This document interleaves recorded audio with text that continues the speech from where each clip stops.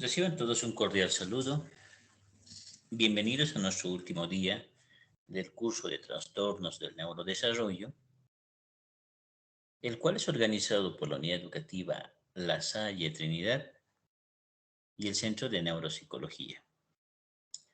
El día de hoy vamos a hablar de dos trastornos: el trastorno específico del lenguaje y la discapacidad intelectual.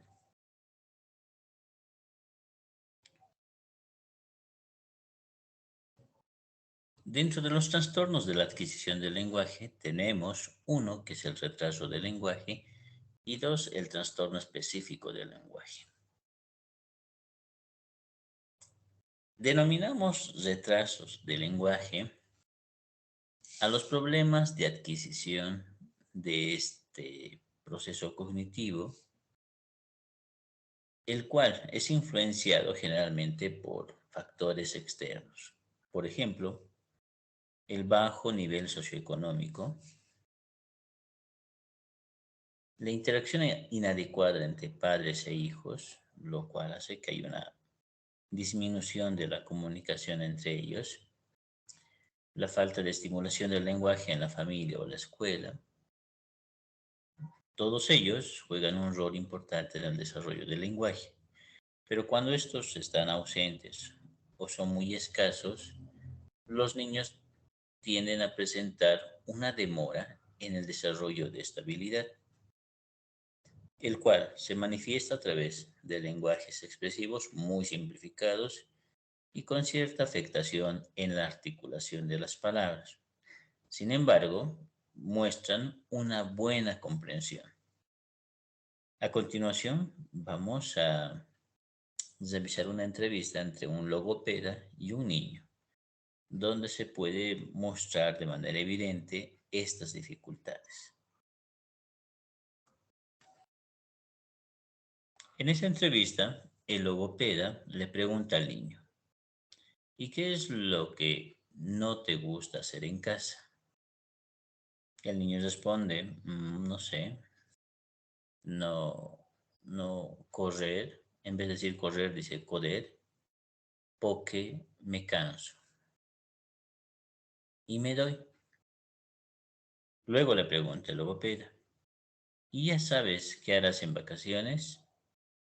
El niño responde: me voy para la playa o para casa de mi abuela. ¿Y si estuvieses en casa y te pusieras enfermo, qué harías? Me vería un jarabe. ¿Y si tuvieras mucha hambre y no tuvieras comida, qué harías? Que la tenía que comprar. Si seguimos leyendo, nos vamos a dar cuenta que este niño va omitiendo varias letras. Generalmente en palabras que tienen algunas letras que se van desarrollando posteriormente de acuerdo a la edad, como la R. Has de saber que las letras del abecedario se van adquiriendo por etapas.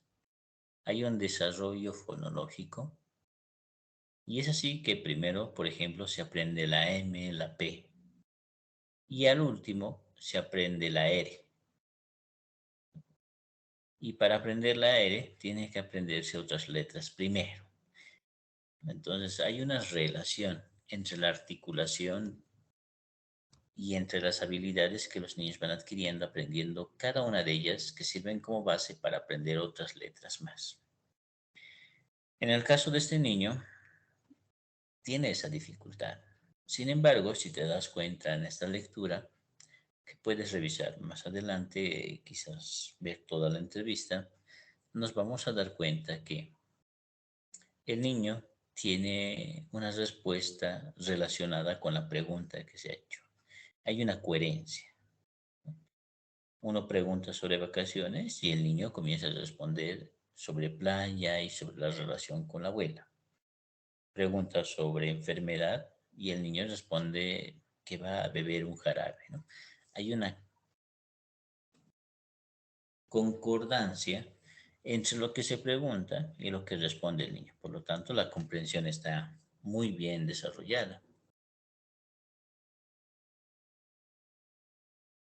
Los retrasos del lenguaje se van a ir solucionando en la medida que va recibiendo mayor estimulación. ¿Ok? Suele ser problemas bastante temporales, ya que si aumenta la interacción con estos niños y su comunicación, estos problemas suelen solucionarse rápidamente.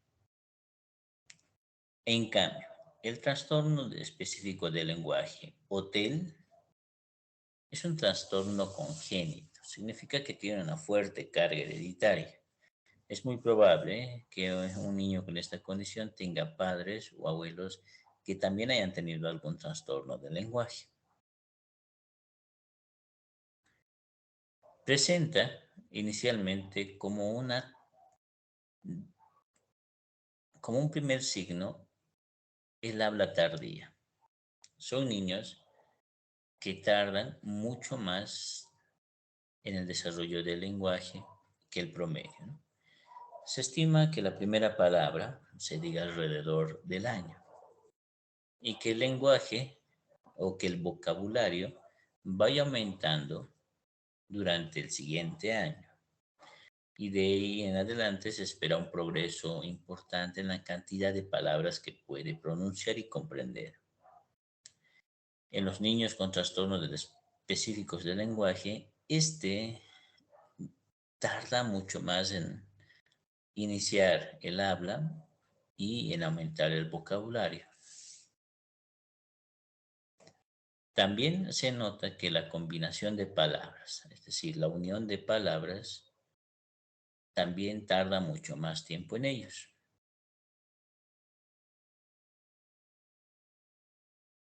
Este trastorno se caracteriza porque presenta el niño dificultades persistentes en la adquisición y en el uso del lenguaje. Componentes como el vocabulario, la gramática, el discurso y el relato se ven afectados. Para poder tener en cuenta esto, debemos descartar que haya problemas sensoriales, motores o de cualquier afectación médica. Alguna vez tenemos dificultades en la articulación o en la formación de la lengua u otros elementos que podrían afectar el desarrollo del lenguaje. Por lo tanto, tenemos que ser cautos en poder descartar cualquier problema sensorial, motor o de afectación médica que interfiera en el desarrollo del lenguaje. Debemos descartar estos para poder explicar que esto es un problema más neurológico que sea un problema más médico, ¿no? Es decir, más un problema de la formación de los músculos o de la articulación de las palabras. Aquí tenemos un segundo ejemplo de la conversación entre un logopeda y un niño. En este caso, un niño de 5 años y 8 meses. El logopeda pregunta, cuéntame, ¿cuáles son tus dibujos animados preferidos? El niño responde, una vez tenía. El logopeda pregunta, ¿tenías un qué? Y el niño responde, un niño me llama Dan. Tenía 2 hermanos. Se llama Olleto. Bueno, y voy Esponja. Y el logopeda le pregunta, ¿y dónde vive Bob Esponja? El niño responde, sí, porque si hay que una puerta, un, una cama redonda que hay que vive Bob Esponja. Pero si se te hacete pequeño. En este caso, en este diálogo, lo que más resalta es que no hay coherencia y no hay una relación entre lo que pregunta el logopeda y lo que responde el niño. Y en muchos casos son inteligibles o no son comprensibles lo que trata de mencionar el niño. No tanto por una dificultad en la articulación o la omisión de letras, sino más por la organización de las palabras que hace muy difícil la comprensión. Entonces, aquí un primer elemento. Cuando tenemos niños donde omiten letras, sin embargo, el discurso es comprensible. Y cuando le formulas preguntas, sus respuestas son coherentes y también son inteligibles, es muy probable que estemos delante de un retraso en el desarrollo del lenguaje. Pero cuando este niño podría o no presentar omisiones de letras y el lenguaje es poco comprensible, las oraciones están mal organizadas y tiene poca relación la respuesta con la pregunta, podrías tender a pensar de que esto ya es un trastorno específico del lenguaje. Los déficits que se presentan tienen que ver con el componente léxico. Es decir, las respuestas son repeticiones o son ideas sobre ideas que hablan sobre el mismo tema sin aportar mucha información. Hay errores fonológicos, omisión, sustitución de sílabas o fonemas, lo cual se presenta también en el retraso. Sin embargo, en el retraso no hay un déficit léxico. En el trastorno específico del lenguaje también hay una carencia de síntesis, una inadecuada conexión.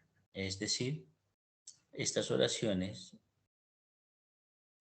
presentan dificultades en las palabras que conectan una con otras, haciendo mucho más confusas las oraciones que presenta.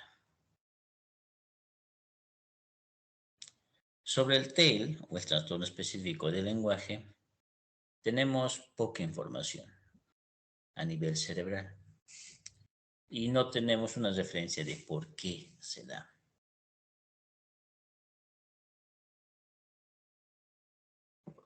Así que es un asunto que todavía sigue en estudio, que nos puede aportar información suficiente y además que pueda ser confiable, ¿no?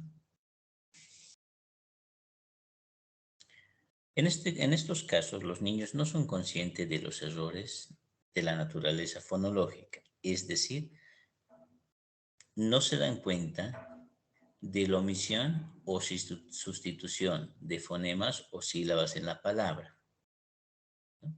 Es así que ellos pueden decirte fante, catillo, parco, en vez de decirte, digamos, fanta, castillo y barco. Generalmente estos errores están presentes en el habla, ¿no? Los déficits más frecuentes son los que atañen a la morfosintaxis, la cual se refiere a la omisión, sustitución o adición de elementos en las oraciones y una pobre comprensión por parte de ellos. También hay la presencia de problemas léxico-semánticos.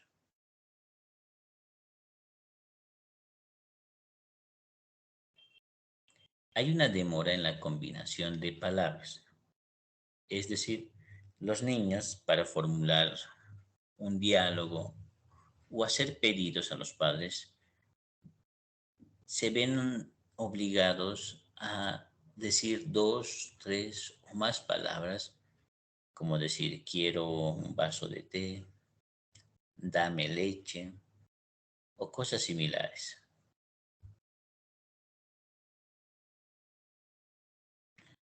Esta dificultad para combinar palabras generalmente se demora hasta los 36 meses, es decir, 3 años. Así que es muy evidente que el niño durante ese tiempo solo utilice una o dos palabras para comunicarse, porque tiene muchas dificultades para combinar muchas más, incluso la dificultad está presente para vincular estas con palabras de relación.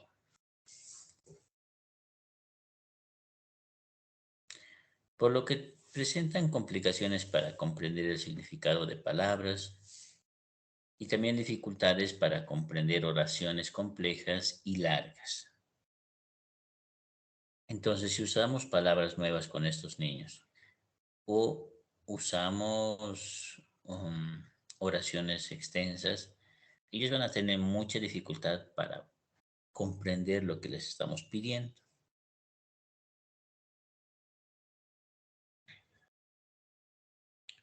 El TEL puede presentarse también con otros trastornos, como por ejemplo, también puede estar presente el trastorno negativista desafiante, el trastorno disocial, de ansiedad, del estado de ánimo, de aprendizaje, y estos suelen estar o son muy frecuentes, ya que el lenguaje, como lo dijo Luria, es el mediador de los procesos cognitivos y regula el comportamiento. A través del lenguaje, las personas podemos tener diálogos internos y es a través de este que nosotros podemos regular nuestra conducta. Al principio es el adulto quien regula la conducta del niño a través del lenguaje. Pero si este lenguaje está afectado, entonces este va a tener mayores problemas para regular su conducta. El niño construye este diálogo interno a través de los modelos que le presenta el adulto, es decir, a través de la experiencia de diálogo que ha tenido con este. Si este también está carente, entonces el niño va a tener mucho más dificultad para construir este diálogo interno, que es como un medio, bueno, a modo de una analogía, sería como el Pepe Grillo para el Pinocho, ¿no? Esta conciencia simbolizada en un grillo en esta caricatura. Bueno, de forma análoga, los niños tienen una voz interna que regula las conductas y les permite tomar mejores decisiones. Sin embargo, este otra vez se construye a través del diálogo entre padres y niños, pero si este diálogo, que está mediado por el lenguaje, está alterado, el niño va a tardar mucho más tiempo para conseguir esto y los trastornos vinculados con la conducta y el estado de ánimo pueden comenzar a desarrollarse.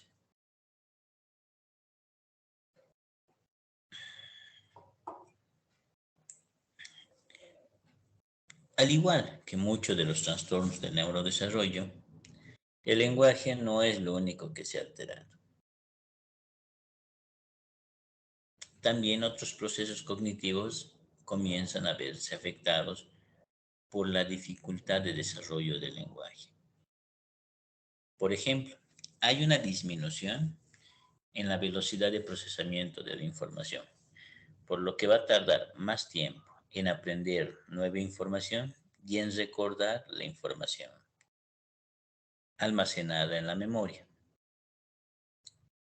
Va a presentar déficit de atención en la atención sostenida y en la atención dividida, por lo que los periodos largos de trabajo de manera continua le van a generar mucho más problema y va a ser muy fácil que se distraiga durante la realización de una tarea. Va a tener déficits en la codificación, por lo que una importante cantidad de información no va a llegar a memorizarse. También va a haber alteraciones a nivel perceptivo y principalmente van a estar vinculados con la percepción de información verbal. La memoria de trabajo y la memoria a largo plazo, que tiene que ver con información de cómo suenan las letras, las sílabas y las palabras, estamos hablando del nivel fonológico, se ve alterado, por lo que va a haber una demora en el aprendizaje del vocabulario. Los niños van a tardar más tiempo en aprender nuevas palabras. Las funciones ejecutivas también se van a encontrar alteradas, principalmente en la fluidez verbal. Esta tiene que ver con la capacidad de recuperar información sobre palabras almacenadas en el cerebro, ¿sí?, con la velocidad con la que recupera esta información.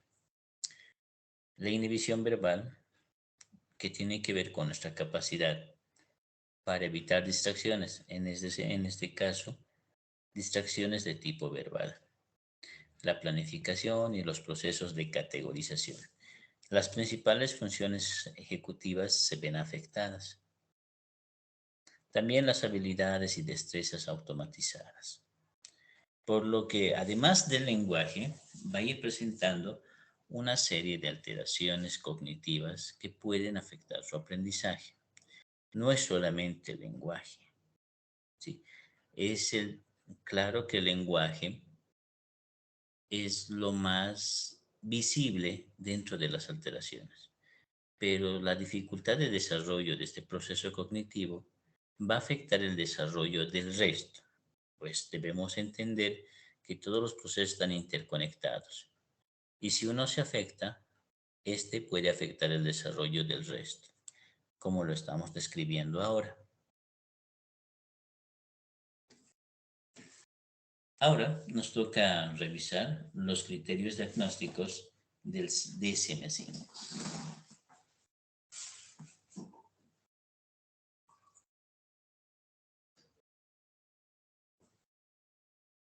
En este conjunto de criterios vamos a encontrar conductas que deben llamarnos la atención y las que nos pueden orientar a derivar a los niños al área especializada de nuestra unidad educativa para que pueda ser evaluado por el área de psicopedagogía o el área de neuropsicología. Estos niños presentan dificultades persistentes en la adquisición y el uso del lenguaje. Principalmente vamos a encontrar problemas en la comprensión, en la expresión, en un vocabulario bastante limitado y con muchas dificultades para organizar el discurso. Por lo que el lenguaje, en la mayoría de sus componentes, se ve muy afectado. Este lenguaje se encuentra por debajo de la edad, de lo que está esperado para esa edad en el niño. Bueno, entonces mm, tenemos un, vamos a decirlo así, etapas para el desarrollo del lenguaje. Claro que estas son de referencia y no todos los niños se ajustan a ella, por lo que debemos tomar en cuenta en el aula cómo está compuesto el lenguaje de los niños. Y en base a esta información, que es contextual, es decir, es un niño que proviene del mismo contexto, podemos darnos cuenta de que este niño presenta más dificultades que el resto de niños de la misma aula. Ya, la psicopedagoga en este tema va a tener que hacer una evaluación y va a poder definir cuánto tiempo de demora tiene este niño en relación con las pruebas que se apliquen.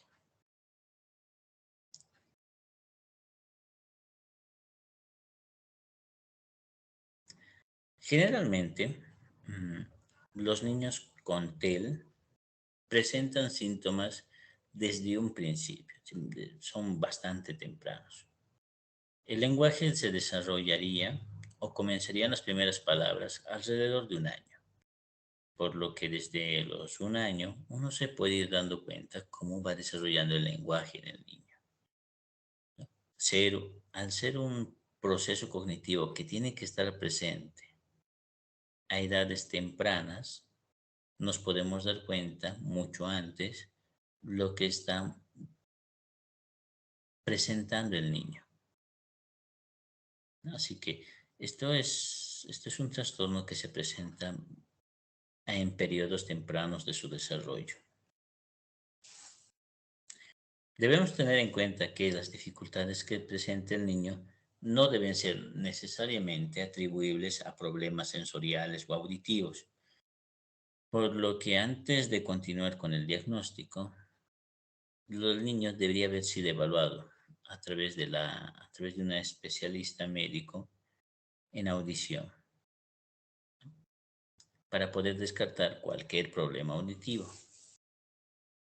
También tenemos que tomar en cuenta que no presente ningún problema motor o médico.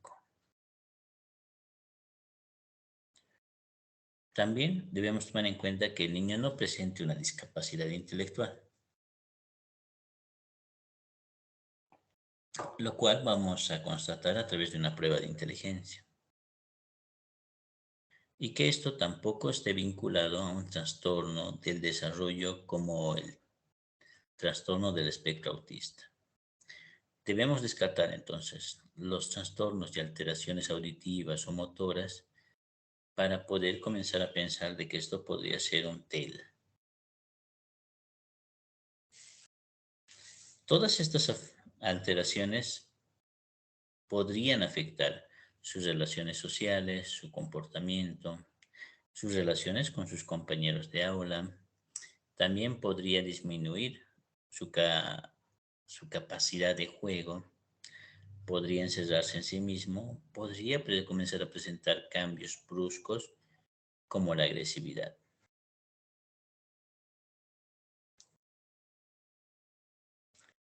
Aquí tenemos algunos instrumentos de evaluación.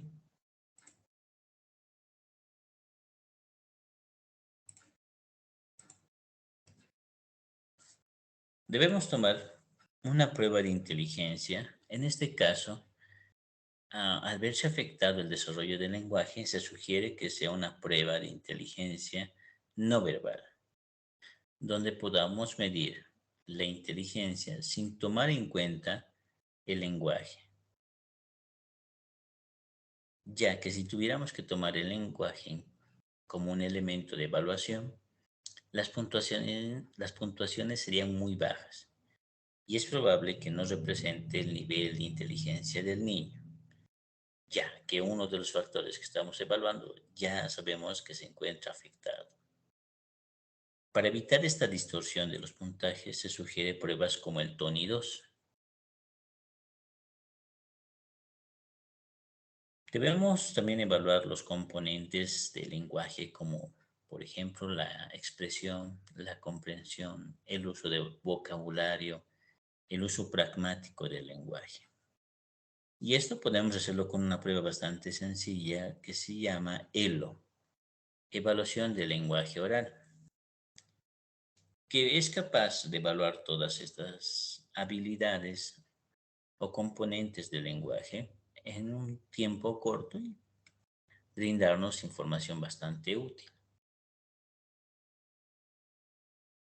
Otra prueba para medir la articulación de las palabras, tomando en cuenta el desarrollo fonológico, es decir, el desarrollo por edades y dominios de letras que debería tener, lo podemos hacer con el examen logopédico de la articulación.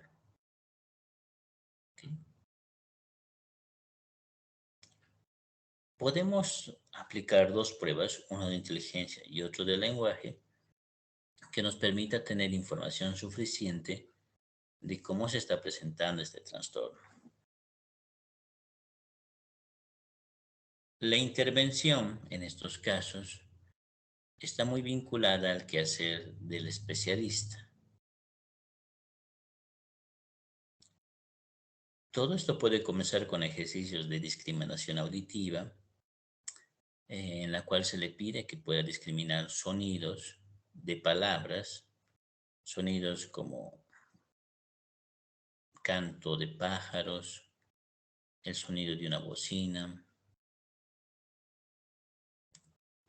con palabras que hayan sido articuladas, ya que una de las deficiencias que puede presentar este niño es discriminar los sonidos de las palabras y cómo suena cada letra y cómo suena sílabas bastante parecidas. Por lo tanto, hay una cantidad importante de ejercicios para desarrollar esta habilidad. Si hacen ejercicios de praxis que permitan a, a los niños poder observar a través de un modelo, que sería en este caso el terapeuta, la pronunciación de determinadas sílabas o letras. También se implementa ejercicios para aumentar el vocabulario, actividades para la organización del campo semántico. Esto consiste en trabajar con elementos visuales como dibujos y pedirle que organice estos elementos por categorías. Por ejemplo, separar todas las fichas que sean animales de las fichas que puedan ser ropas, de otros dibujos que puedan representar a colores, ¿no? Entonces, con ello tratamos de fortalecer las categorías semánticas y de alguna manera también por aumentar el vocabulario. La intervención continúa con ejercicios morfosintácticos y de entrenamiento de la conciencia fonológica. Este último también se realiza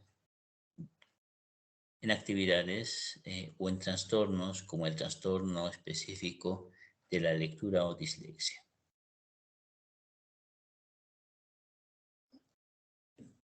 El tratamiento de estos niños durante la escuela está muy vinculado a cómo lo hacemos con los niños con dislexia, ¿no? Evitar que se sientan culpables por la dificultad de su lenguaje y optimizando o fortaleciendo la comunicación con ellos a través de elementos visuales.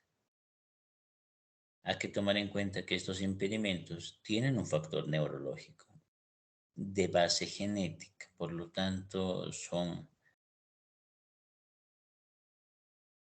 alteraciones bastante severas y ellos están aprendiendo a convivir con ellos y superarlos a través de la intervención. Por lo que las medidas que se tomaron con los niños de dislexia podrían aplicarse con estos, tomando en cuenta dos aspectos más. Primero, con estos niños en la comunicación en el aula, tiene que utilizarse oraciones muy cortas por las dificultades que presentan y con palabras que ellos entiendan.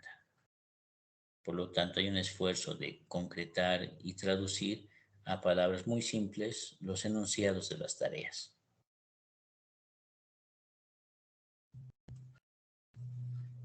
El último trastorno que nos invita a ver este curso es la discapacidad intelectual.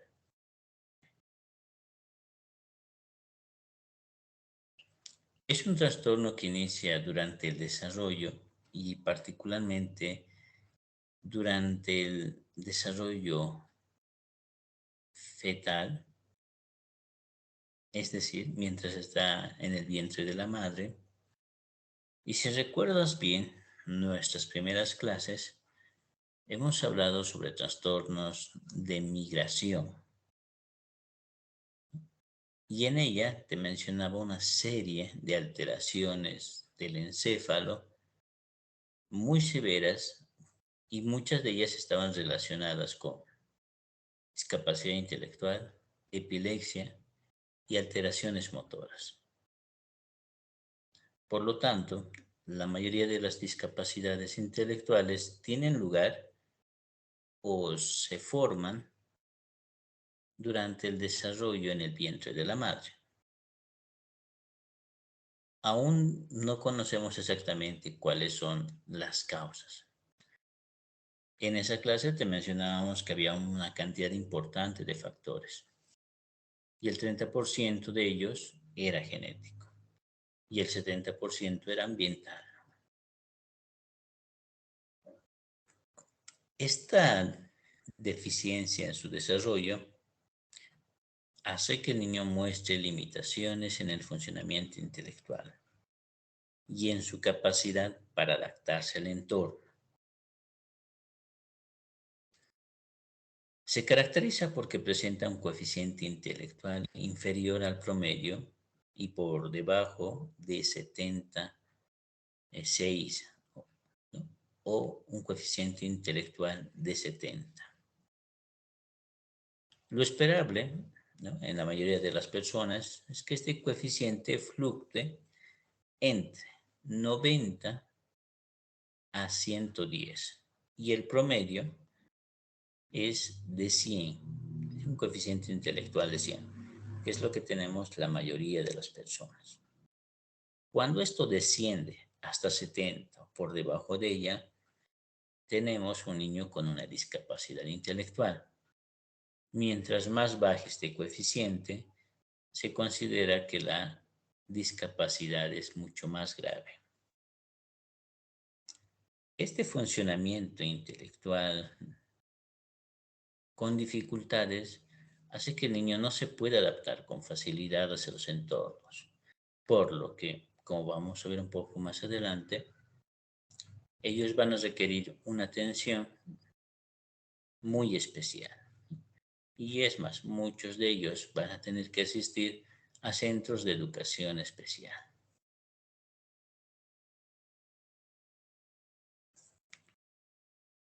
Los factores que pueden intervenir en el desarrollo de la discapacidad intelectual, como te había mencionado, tienen que ver con factores genéticos.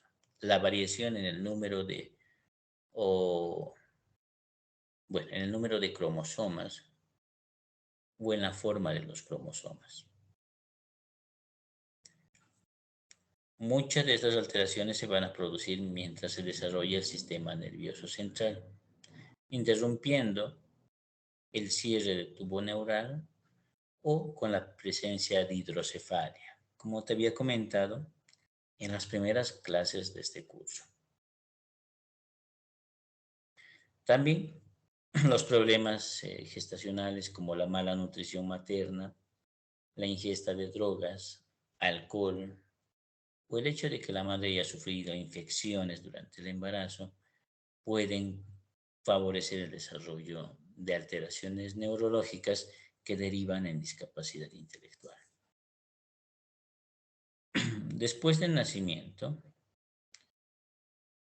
o mejor dicho, durante el nacimiento se pueden presentar trastornos neonatales, metabólicos o cuadros de epilepsia, ¿no? La epilepsia está bastante relacionada con la discapacidad intelectual. Posteriormente, ¿no?, sin que tengamos en cuenta ya estos factores y el niño haya nacido de manera saludable, los niños pueden exponerse a traumatismo craneoencefálicos, las cuales podrían derivar después como una discapacidad intelectual.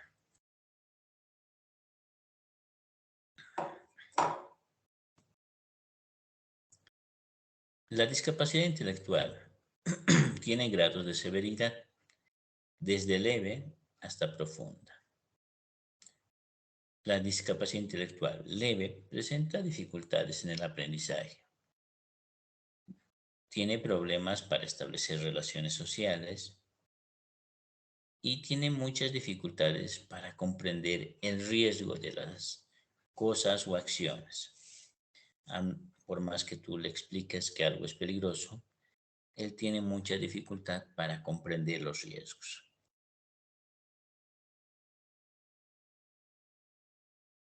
En la discapacidad intelectual moderada, Las habilidades académicas están bastante reducidas, por lo que va a tener muchas dificultades escolares. Las habilidades sociales también se ven afectadas, por lo que establecer relaciones o amistades nuevas también va a ser un problema.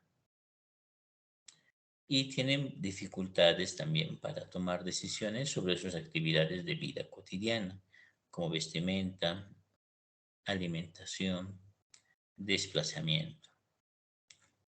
En casos más graves, el lenguaje va a estar bastante afectado y va a tener o va a ser poco comprensible las expresiones que puede emitir, un vocabulario muy reducido y dificultades para organizar las palabras. En la discapacidad intelectual profunda, que es la más severa, puede presentar alteraciones motoras, uso limitado de los objetos. Es muy difícil comprender las palabras que emiten. Generalmente utilizan la comunicación no verbal para expresar ideas y dependen de otras personas para realizar actividades de vida cotidiana como alimentar, vestirse, desplazarse.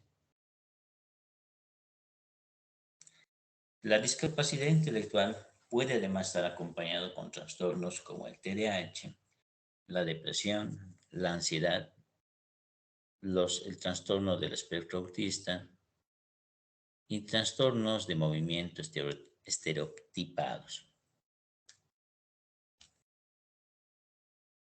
En neuropsicología se ha estudiado esta discapacidad y se ha encontrado que tiene muchos problemas para el aprendizaje y la memoria, se distraen fácilmente, evidentemente el lenguaje está bastante alterado y las funciones ejecutivas de planificación, de solución de problemas y memoria de trabajo están aún en desarrollo y la percepción del espacio también se encuentra aún en desarrollo.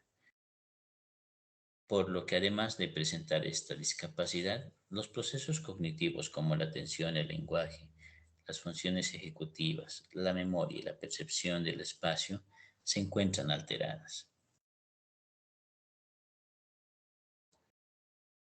Tenemos tres criterios que nos brinda el DSM-5 para poder distinguir los niños con discapacidad intelectual del resto.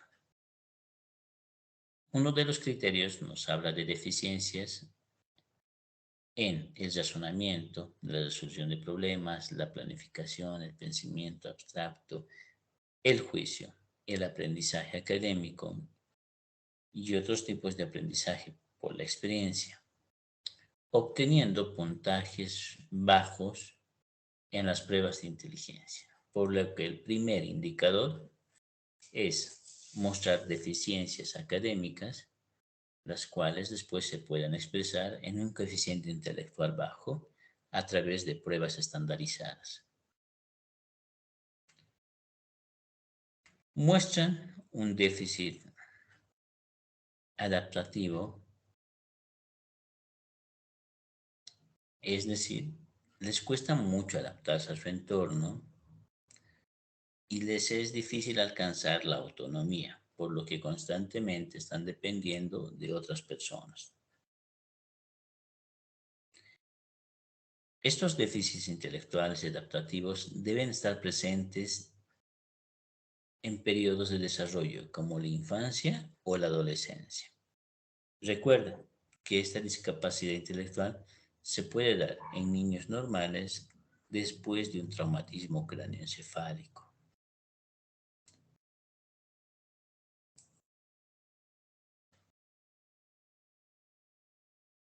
En este caso tenemos una cantidad muy importante de instrumentos de evaluación, como las escalas de actitudes intelectuales, la escala de inteligencia de Beisler para niños, el WI5, que es una de las escalas más recomendadas, es muy sugerible para poder evaluar discapacidad intelectual esta escala, por lo que es necesario que para afirmar que un niño tiene discapacidad intelectual pase por la evaluación del WIS 5. En niños que tengan muchas dificultades para hablar, pueden optar por la escala o el test de inteligencia no verbal TONI 2. Además de esto, y como te hemos mencionado hace un momento, existen deficiencias en diferentes procesos cognitivos. En el caso de niños se puede tomar una evaluación neuropsicológica infantil NEPSI 2 o el diagnóstico neuropsicológico infantil LURIA. Entonces, es necesario para la rehabilitación poder tomar en cuenta qué procesos cognitivos se han visto afectados.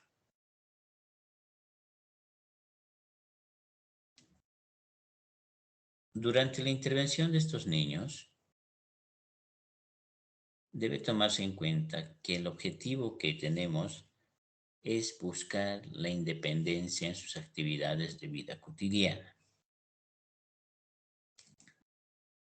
Es muy difícil pensar que estos niños van a alcanzar un nivel cognitivo de desempeño al igual que un niño normal, por lo que aspiramos a que estos niños sean cada vez más independientes y puedan realizar cada vez más solos y de manera segura actividades de su vida cotidiana y progresivamente ser cada vez más independientes en actividades instrumentales como por ejemplo el manejo del dinero, las telecomunicaciones y el desplazamiento. Cuando tenemos delante un niño con discapacidad y tenemos a su familia, lo que ellos aspiran es que este niño o esta niña sea cada vez más independiente. Aunque no aprenda como un niño normal, pero que sea más independientes porque la familia sabe que no siempre va a estar ahí para ese niño y temen que de adulto aún siga dependiendo de ellos para realizar muchas actividades. Por lo que se van desarrollando habilidades en diferentes componentes de la vida. En este caso se suele aplicar terapias ocupacionales. Las actividades están diseñadas para que las personas puedan desenvolverse en ambientes como la escuela, la, en actividades laborales, en su propia casa. Debemos entrenarlos también en habilidades sociales que les permita establecer relaciones con otras personas. Además de estas, la intervención neuropsicológica está muy orientada al desarrollo del máximo potencial de sus procesos cognitivos, lo cual permita en el niño tener un funcionamiento en aquellas áreas que se han visto afectadas. Estos niños, por las condiciones que presentan, generalmente van a asistir a una escuela de educación especial, ¿no? Porque requieren mucha más atención, mucha más ayuda por los mismos problemas que presentan.